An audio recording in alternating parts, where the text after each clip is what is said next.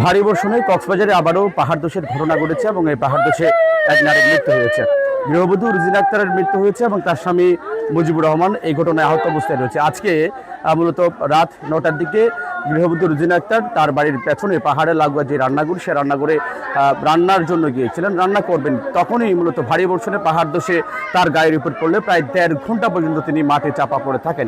পরে স্থানীয় সহ ফায়ার সার্ভিস মিলে তাকে উদ্ধার করে মূলত মৃত ঘোষণা করে ফায়ার সার্ভিস। আমরা ঘটনাস্থলে আছি এবং দেখানোর চেষ্টা করব যে ফায়ার সার্ভিস এসেছিলেন, আসার পরে উদ্ধার করেছেন। উদ্ধার করে এখন ঠিক রুজিনা আক্তারকে মৃত ঘোষণা করার পর স্থানীয় সহ তার প্রতিবেশীরা এসছেন এবং আশপাশ থেকে তার আত্মীয় স্বজন এসছেন। আসার পরে তার ঘরে এখন আহাজারি বিলাপ এখন চলছে।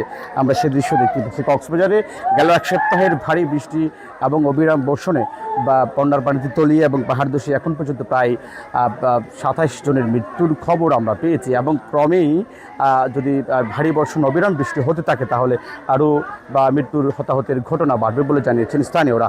এবং এখন পর্যন্ত যদি বলি যে ভারী বর্ষণ হচ্ছে কক্সবাজারে প্রায় এক সপ্তাহ ধরে এবং এই এক সপ্তাহে রোহিঙ্গা ক্যাম্পের 3টি পৃথক ঘটনা, পাহাড় ধসের ঘটনা এবং কক্সবাজার সদর সহ আশপাশের পাহাড় ধসের ঘটনায় যেই 5-6 জন সেখানে, অর্থাৎ রোহিঙ্গা ক্যাম্পের বেশ কয়েকটি ঘটনা, 3টি ঘটনায় সেখানে 5 জন এবং 8 জন মিলে 13 জনের মৃত্যুর ঘটনা ঘটেছে। এবং এর পরপরই কক্সবাজারের জেলার যে বন্যা কবলিত পেকুয়া, চকরিয়া রয়েছে, কুতুবদিয়া, মহিষকালী রয়েছে, তাছাড়া উকিয়াও পৃথক পৃথক পাহাড় ধস এবং বন্যায় তলিয়ে গিয়ে, বন্যায় ভেসে গিয়ে মূলত শিশুসহ নারীসহ 27 জনের প্রাণহানির ঘটনা ঘটেছে।